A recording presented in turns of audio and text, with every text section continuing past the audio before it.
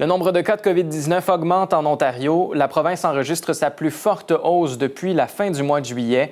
Le gouvernement a d'ailleurs multiplié les appels au respect des consignes de sécurité pour cette longue fin de semaine de la fête du travail. Camille Faraisen dans les détails. Avec 169 nouveaux cas de coronavirus en 24 heures, l'Ontario recense sa plus forte hausse quotidienne depuis le 24 juillet dernier.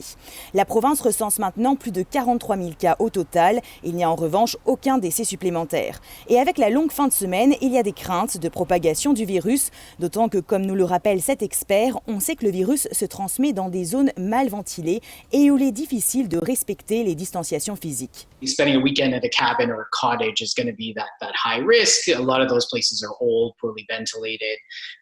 When you're at the cabin, you're sleeping in the same accommodations, you're sharing a lot of the same objects, you're pretty much in each other's faces. And so it's very difficult to actually distance appropriately. And usually people aren't wearing masks around for 24/7 during the day. Les Canadiens voyagent d'ailleurs de plus en plus depuis le début juillet et la plateforme Airbnb a vu une forte augmentation des réservations locales, avec une préférence pour des destinations comme Collingwood en Ontario, qui a vu une augmentation de 185% de ses réservations, mais aussi Saint-Jérôme au Québec avec 148% d'augmentation de ses réservations pour cette longue fin de semaine. On retrouve aussi Owen Sound, Midland et Peterborough parmi les destinations les plus prisées sur la plateforme. So you have to remember that in the spring, a third of the world at one point was in lockdown. And so people are really starting to think about, how can I, even if I can't stop working, can I work from somewhere else? And so on July 8th was the first time since March that we had a million booking day. C'est aussi le retour des étudiants dans les résidences universitaires pour la rentrée dans quelques jours.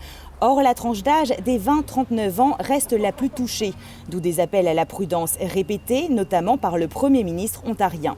But we can't have these backyard parties, not people wearing face masks. And anyone who's thinking they're having a big shindig this weekend, forget about it, cancel it.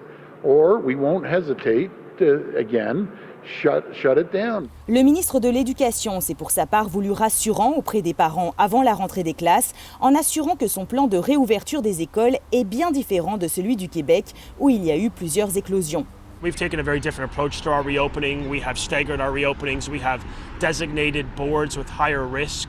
In high school, a maximum of 15 students. We have mandated masking in our classrooms, which Quebec has not. We have obviously public health nurses, which we're doubling, no problems doing that. We have unique differentiators in this province that they do not. Contrairement au gouvernement Legault, les autorités ontariennes rendent le port du masque obligatoire dans les salles de classe de la 4e à la 12e année. Ici Camille Faraisen, Radio-Canada, Toronto.